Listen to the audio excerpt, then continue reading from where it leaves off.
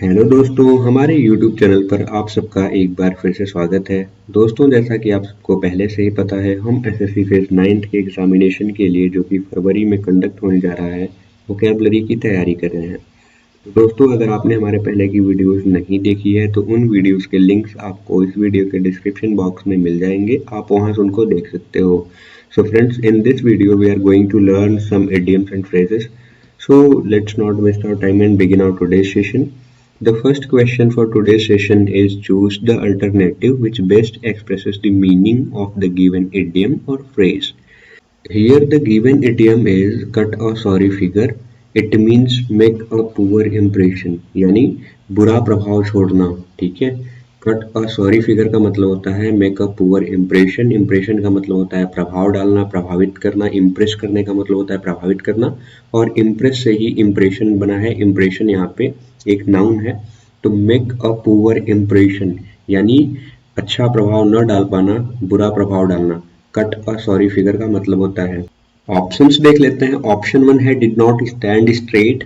Stand straight का मतलब होता है सीधा खड़ा होना, और डिड नॉट का मतलब है कि यहाँ पे सीधा खड़ा नहीं हुआ। इसका मतलब डिड नॉट मतलब यहाँ पे पास्ट सिंपल का यूज किया गया है, उसमें भी नेगेटिव सेंटेंस है ये। तो डिड नॉट स्टैंड स्ट्रेट, सीधा खड़ा नहीं हुआ। ऑप्शन 2 देख लेते हैं। Apologised for his remarks. अपनी टिप्पणी के लिए, अपने रिमार्क्स के लिए क्या किया उसने?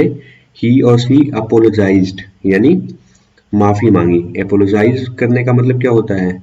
माफी मांगना। तो अपने रिमार्क्स के लिए, रिमार्क्स यानी टिप्पणी के लिए माफी मांगना। अपनी टिप्पणी के लिए, टिप्पणी के लिए क्या करना? टिप्पणी के लिए माफी मांगा। ठीक है। ऑप्शन 3 देख लेते हैं। क्रिएटेड अ रॉन्ग इंप्रेशन यानी गलत प्रभाव छोड़ना। गलत प्रभाव छोड़ना, प्रभाव छोड़ना। ठीक है, गलत प्रभाव छोड़ना। ऑप्शन 4 हमारा है मेड अ पुअर इम्प्रेशन यानी कि जो इम्प्रेशन है, जो प्रभाव है, वो बहुत ही पुअर है। उसने पुअर इम्प्रेशन डाला है, जो अच्छा प्रभाव वह नहीं डाल पाया है। ठीक है, तो एक बुरा प्रभाव पड़ा है। तो यहाँ पे ऑप्शंस देख लिए हमने। अब यहाँ पे हमारा जो इडियम है वो है कट अ सॉरी फिगर। इसका मतलब होता है मेक अ पुअर इम्प्रेशन, बुरा प्रभाव छोड़ना। तो यहाँ पे आप ऑप्शन 4 देखो, which is also made a poor impression. यहाँ पे ऑप्शन 4 भी हमारा है मेड अ पुअर इम्प्रेशन। इसका भी मतलब होता है कि बुरा प्रभाव छोड़ना। ठीक है, तो यहाँ पे हम ऑप्शन 4 को करेक्ट मार्क करेंगे। ठीक है, आगे चलते हैं, अगला क्वेश्चन देख लेते हैं। आज का अगला क्वेश्चन है choose the alternative which best expresses the meaning of the given idiom और phrase. The given idiom is bad egg. Bad egg का मतलब होता है someone behaving in a wrong way और वर्थलेस। अगर कोई गलत तरीके से, है ना, रॉन्ग वे में बिहेव कर रहा है, व्यवहार कर रहा है बुरे तरीके से, या तो वो वर्थलेस है। वर्थलेस का मतलब क्या होता है? वर्थलेस का मतलब होता है बेकार। ठीक है, व्यर्थ का। ठीक है, कोई वर्थ नहीं होना। तो वर्थलेस अगर कोई है, या कोई रॉन्ग वे में बिहेव कर रहा है, व्यवहार कर रहा है, तो उसको हम कैसा कहेंगे? उसको हम कहते हैं बैड एग। ठीक है, ऑप्शंस देख लेते हैं। ऑप्शन 1 हमारा है ग्रीडी। ग्रीडी का मतलब क्या होता है? लालची। ऑप्शन 2 देख लेते हैं वर्थलेस। वर्थलेस का मतलब क्या होता है? जो व्यर्थ का हो, व्यर्थ का। ठीक है, कोई वैल्यू नहीं है, बेकार है, बिना काम का है, तो उसको हम क्या कहते हैं? वर्थलेस कहते हैं। ऑप्शन 3 देखते हैं वैल्यूएबल। वैल्यूएबल का मतलब होता है मूल्यवान, जिसकी वैल्यू है। ठीक है। ऑप्शन 4 देख लेते हैं अनवांटेड। अनवांटेड का मतलब क्या होता है? अवांछित। अवांछित विच इज नॉट डिजायरेबल यानी अनचाहा, है ना। अगर कोई चीज आपके लिए अनवांटेड है, इसका मतलब कि आप उसको नहीं चाहते हो, वह चीज अवांछित है, अनचाही है। ठीक है, तो यहाँ पे हमारा जो इडियम है वो है बैड एग। बैड एग का मतलब होता है कि someone behaving in a wrong वे। कोई अगर गलत तरीके से व्यवहार कर रहा है, या कोई वर्थलेस है, बेकार है, व्यर्थ का है, तो उसको हम कहते हैं बैड एग। तो ऑप्शंस हमने देख लिए। यहाँ पे आप ऑप्शन 2 देखो, which is worthless. It also has the same meaning as the given idiom has, bad egg. So we would mark option 2 as the correct option. Let's move on to the next question. The next question is choose the alternative which best expresses the meaning of the given idiom or phrase. Here the given idiom is to get into hot water. ठीक है, तो हमारा यहाँ पे given idiom क्या है? To get into hot water. It means to get into trouble. Trouble का मतलब क्या होता है? परेशानियां, दिक्कतें. ठीक है, ट्रबल का मतलब होता है परेशानियां, ट्रबल्स का मतलब होगा परेशानियां. ठीक है, तो यहाँ पे क्या होगा? To get into hot water का मतलब होगा कि टू गेट इनटू ट्रबल्स, परेशानियों में पड़ना. ठीक है, तो यहाँ पे ऑप्शंस देख लेते हैं. ऑप्शन 1 हमारा है to have a hot bath. ठीक है, ऑप्शन 2 देख लेते हैं टू कीप वार्म. वार्म करने का मतलब क्या होता है? गर्माहट देना. ठीक है, तो यहाँ पे टू कीप वार्म का मतलब क्या होगा? कि गर्म रखना, गर्माहट देना. ऑप्शन 3 देख लेते हैं टू गेट इनटू ट्रबल, यानी परेशानियों में, मुसीबतों में फंसना. ऑप्शन 4 देख लेते हैं टू गेट ड्राउंड. तो ड्राउंड का मतलब क्या होता है? डूबा हुआ. ठीक है, तो टू गेट ड्राउंड का मतलब होगा डूब जाना, डूबा हुआ होना. ठीक है, तो यहाँ पे हमने ऑप्शंस देख लिए. जो हमारा इडियम है to get into hot water, इसका मतलब होता है टू गेट इनटू ट्रबल्स, परेशानियों में पड़ जाना. तो यहाँ पे आप ऑप्शन 3 देखो, यहाँ पे हमारा ऑप्शन 3 भी है टू गेट इनटू ट्रबल्स, परेशानियों में पड़ जाना, दिक्कतों में आ जाना. तो यहाँ पे हम ऑप्शन 3 को ही करेक्ट मार्क करेंगे. ठीक है, आगे चलते हैं, अगला क्वेश्चन देख लेते हैं. Choose the alternative which best expresses the meaning of the given idiom और phrase. The given idiom is to take to task. ठीक है, here the given idiom is to take to task. It means to criticise strongly someone for something which has been done wrong. ठीक है, तो किसी चीज को करने के लिए क्रिटिसाइज करना. अगर किसी चीज को किसी ने गलत तरीके से कर दिया है तो उसको आप स्ट्रांगली जो है कड़े शब्दों में उसको क्या करना? क्रिटिसाइज करना, उसकी निंदा करना. तो क्रिटिसाइज करने का मतलब होता है कि कड़े शब्दों में निंदा करना उसकी. ठीक है, तो यहाँ पे हम ऑप्शंस देख लेते हैं. ऑप्शन 1 हमारा है फॉरगिव हिम. ठीक है, फॉरगिव का सेकंड फॉर्म है वर्ब का. तो फॉरगिव का मतलब क्या होता है? क्षमा कर देना, माफ कर देना. ठीक है, तो फॉरगिव हिम मतलब उसको क्षमा कर दिया. तो फॉरगिव का मतलब होता है क्षमा, और फॉरगिव से ही फॉरगिव बना है. ठीक है, तो फॉरगिव का मतलब होता है क्षमा करना. ऑप्शन 2 देख लेते हैं स्लैप्ड हिम. स्लैप्ड हिम, यहाँ पे स्लैप का वर्ब का जो सेकेंड फॉर्म है स्लैप्ड. तो यहाँ पे स्लैप का मतलब क्या होता है? थप्पड़ मारना या थप्पड़ जड़ना. ठीक है, थप्पड़ जड़ना.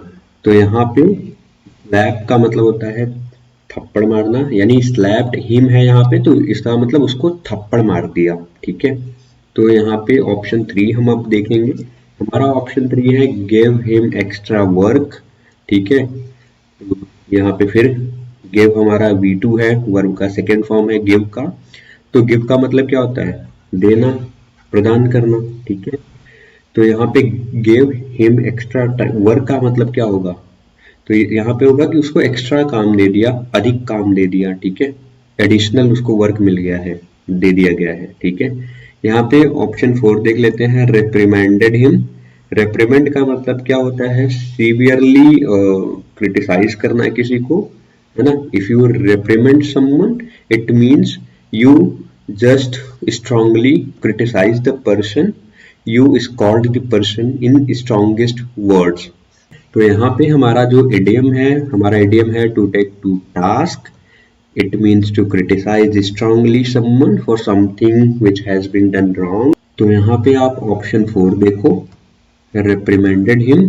रेप्रिमेंड का मतलब होता है डांटना, फटकारना. ठीक है, स्कॉल्ड करना. ठीक है, तो यहाँ पे हम अपना ऑप्शन 4 ही करेक्ट मार्क करेंगे, because reprimand has the same meaning as the given idiom has. Our given idiom is to take to task, to criticize strongly someone for something done wrong. So we would mark option 4 as the correct option. Let's move on to the next question. The next question is choose the alternative which best expresses the meaning of the given idiom or phrase. The given idiom is bring to light. The given idiom is bring to light it means to make something public और reveal. तो reveal करने का मतलब क्या होता है? रहस्योद्घाटन, ठीक है, रहस्य खोलना। रिवील करने का मतलब क्या होता है? रहस्य उजागर कर देना, ठीक है, उजागर करना। ऑप्शंस देख लेते हैं। ऑप्शन 1 हमारा है इंट्रोड्यूस्ड। इंट्रोड्यूस का मतलब क्या होता है? परिचय कराना, ठीक है। ऑप्शन 2 हमारा है रिवील्ड। रिवील्ड का मतलब क्या होता है? रहस्य खोलना, उजागर करना या प्रकट करना, ठीक है। ऑप्शन 3 देख लेते हैं सीन। सी का यहाँ पे V3 है, पास्ट पार्टिसिपल है, तो सी का मतलब क्या होता है? देखना, सी सॉ सीन, ठीक है। ये V1 है, ये V2 है, ये V3 है, तो यहाँ पे ये V3 दिया गया सीन, और सी का मतलब क्या होता है? देखना, ठीक है। ऑप्शन 4 हमारा है brought to life. Brought to life का मतलब क्या होता है? जीवित कर देना या जीवन देना, ठीक है। तो यहाँ पे हमने देखा ब्रिंग टू लाइट यानी रिवील कर देना, ठीक है। टू मेक समथिंग पब्लिक, उजागर कर देना, रहस्य प्रकट कर देना। तो यहाँ पे आप ऑप्शन 2 देखो, विच इज रिवील। रिवील का मतलब ये होता है प्रकट करना, रहस्य उद्घाटन कर देना, ठीक है, उजागर कर देना कोई चीज, किसी चीज को पब्लिक कर देना। तो हम यहाँ पे ऑप्शन 2 को ही अपना करेक्ट ऑप्शन मार्क करेंगे। Let's move on to the next question. Choose the alternative which best expresses the meaning of the given idiom or phrase. The given idiom is tongue in cheek. It means speaking or writing in an insincere way, ठीक है। इसका मतलब होगा कि कुछ बोलना है ना, या कुछ लिखना, वो भी इनसिंसियर वे में। इनसिंसियर का मतलब क्या होता है ना, अवास्तविक हो, जो अवास्तविक, अवास्तविक, अवास्तविक, जो जेन्यून ना हो, ठीक है, जो दिखावटी हो, इनसिंसियर हो। तो इनसिंसियर तरीके से लिखना या बोलना क्या कहलाता है? टंग इन चीक, ठीक है। ऑप्शंस देख लेते हैं। ऑप्शन 1 है इन एन इनसिंसियर वे, ठीक है। एक यहाँ पे इनसिंसियर का मतलब हमने देखा कि अवास्तविक रूप से, ठीक है, अवास्तविक रूप से छलपूर्ण, ठीक है, अवास्तविक रूप से, अवास्तविक रूप से हिंदी मतलब होगा इन एन इनसिंसियर वे, ठीक है। ऑप्शन 2 देख लेते हैं, टू प्रेज होल हार्टेडली। तो होल हार्टेडली का मतलब होता है पूरे हृदय के साथ, और प्रेज करने का मतलब होता है प्रशंसा करना। तो हमारा जो सेकंड ऑप्शन है टू प्रेज होल हार्टेडली, इसका मतलब होता है कि सहृदय प्रशंसा करना, सहृदय प्रशंसा करना, ठीक है, प्रशंसा करना यानी बहुत ज्यादा प्रशंसा करना।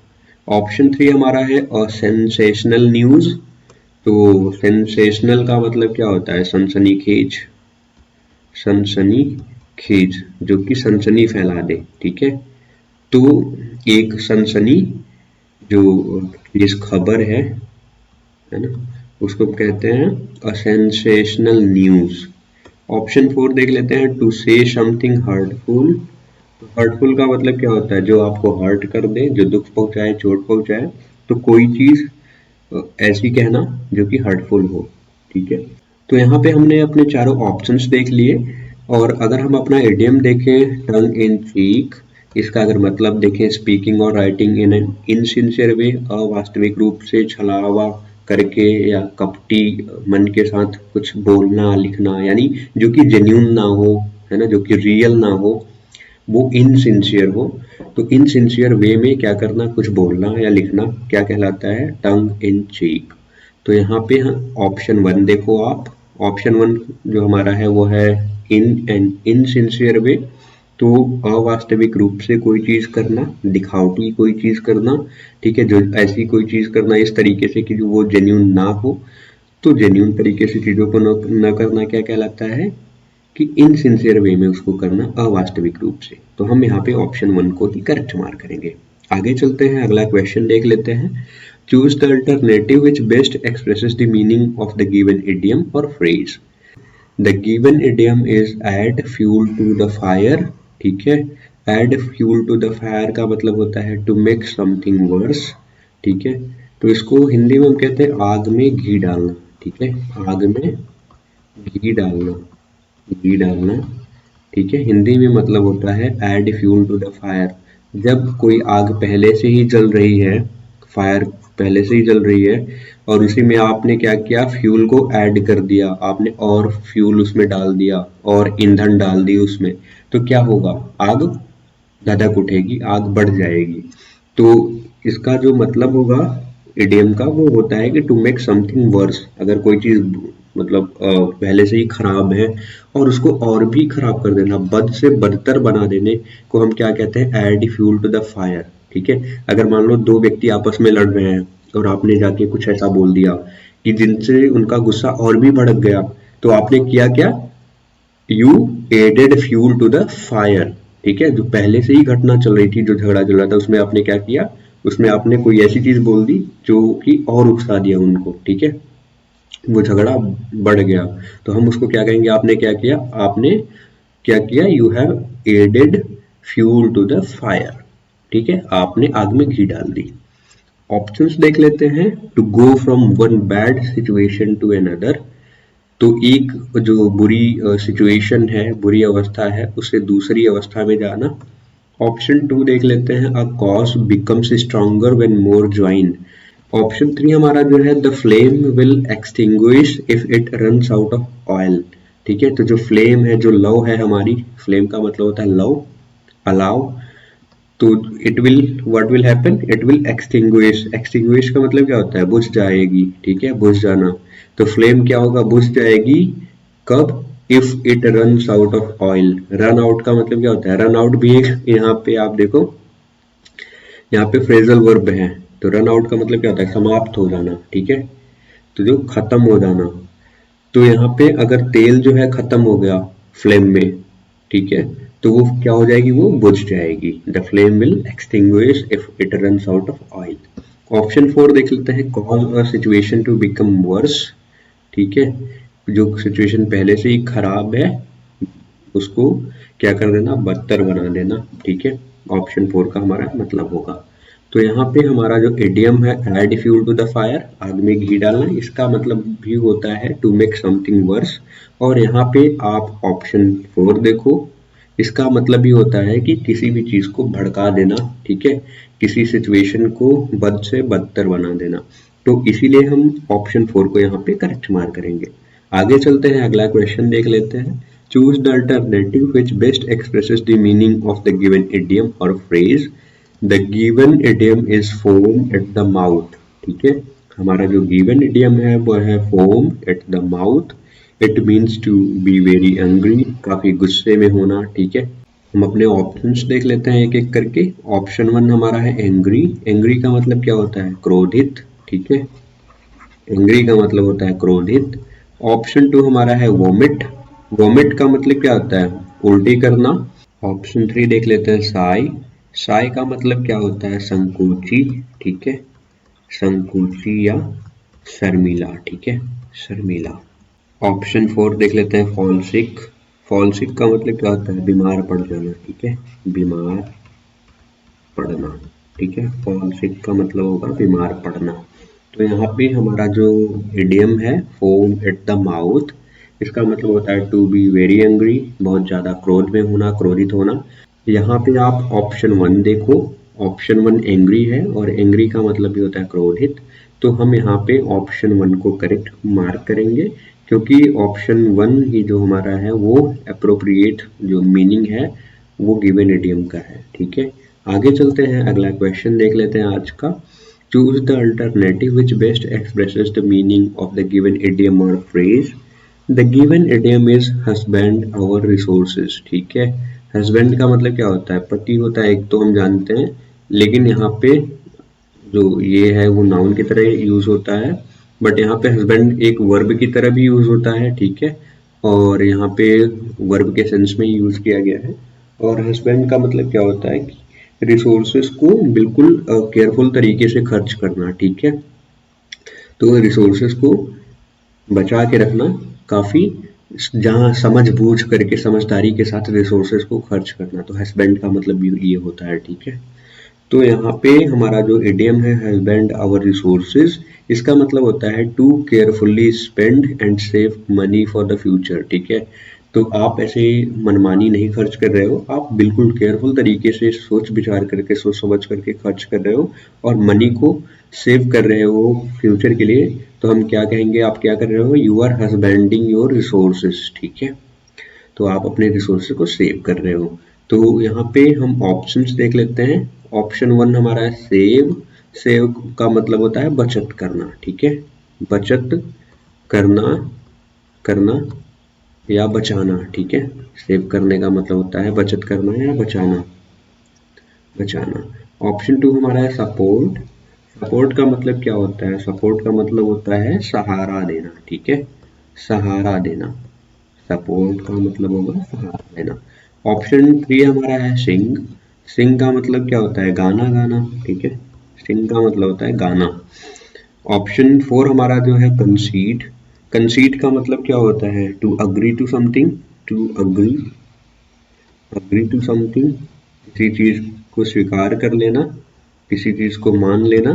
तो यहाँ पे कंसीड का मतलब होगा हिंदी में स्वीकार कर लेना। ठीक है, स्वीकार करना, कंसीड करने का मतलब होता है। तो यहाँ पे हमारा जो इडियम है हस्बैंड और रिसोर्सेज, तो इसका मतलब होता है कि केयरफुल तरीके से स्पेंड करना अपनी मनी को, फ्यूचर के लिए उसको बचा के रखना। तो यहाँ पे हमारा जो ऑप्शन 1 है, अगर देखो आप सेव, इसका भी मतलब होता है बचत करना, बचाना। तो it is somehow the appropriate meaning of the given idiom husband और resources, so we would mark option 1 as the correct one. Let's move on to the next question. The next question for today's session is choose the alternative which best expresses the meaning of the given idiom or phrase. The given idiom is a slap on the wrist. ठीक है, हमारा जो idiom है a slap on the wrist, it means a mild reprimand or punishment. ठीक है, mild का मतलब क्या होता है, हल्का फुल्का, बिल्कुल हल्का सा। ठीक है, हल्का फुल्का, जो नरम हो। ठीक है, हल्का फुल्का सा। तो यहाँ पे स्लैप ऑन द रिस्ट का मतलब होगा कि बिल्कुल हल्के तरीके से डांटना। ठीक है, बिल्कुल हल्का पनिशमेंट देना। ठीक है, तो यहाँ पे स्लैप ऑन द रिस्ट का मतलब होगा कि हल्का माइल्ड रेप्रिमेंड देना, पनिशमेंट देना। माइल्ड जो है बुरी तरीके से नहीं डांटना, हल्का फुल्का डांटना, और हल्की फुल्की छोटी मोटी पनिशमेंट देके खत्म करना बात। तो उसको हम कहते हैं, उसके लिए इडियम यूज करते हैं स्लैप ऑन द रिस्ट। ठीक है, तो यहाँ पे ऑप्शंस देख लेते हैं। ऑप्शन 1 हमारा है अ माइल्ड पनिशमेंट, हल्की फुल्की सजा। ऑप्शन 2 हमारा है पनिशिंग अ रॉन्ग पर्सन, किसी गलत व्यक्ति को सजा दे देना। ऑप्शन 3 हमारा है to hit someone where it hurts the most, जहाँ पे किसी को ज्यादा हर्ट करे वहीं पे प्रहार करना, हिट करना उसको। ऑप्शन 4 हमारा है टू थ्रेटन समवन। थ्रेटन का मतलब क्या होता है, थ्रेटन का मतलब होता है धमकी देना। ठीक है, तो किसी को धमकी देना, किसी को धमकाना। तो यहाँ पे जो हमारा इडियम है स्लैप ऑन द रिस्ट, इसका मतलब होता है अ माइल्ड रेप्रिमेंट और पनिशमेंट, हल्की फुल्की डांट, फटकार या पनिशमेंट, सजा। तो यहाँ पे आप ऑप्शन 1 देखो, अ माइल्ड पनिशमेंट, हल्की सी सजा, बिल्कुल। ठीक है, तो यहाँ पे हम ऑप्शन 1 को ही करेक्ट मार्क करेंगे। दोस्तों आज के लिए इतना ही। आप हमारे वीडियोस को लाइक करिए, शेयर करिए, और अभी तक अगर आपने हमारे चैनल को सब्सक्राइब नहीं किया है तो कर लीजिए, ताकि आपको ऐसे वीडियोस आगे भी मिलते रहें। Thanks for watching the video. Have a great day ahead. जय हिंद।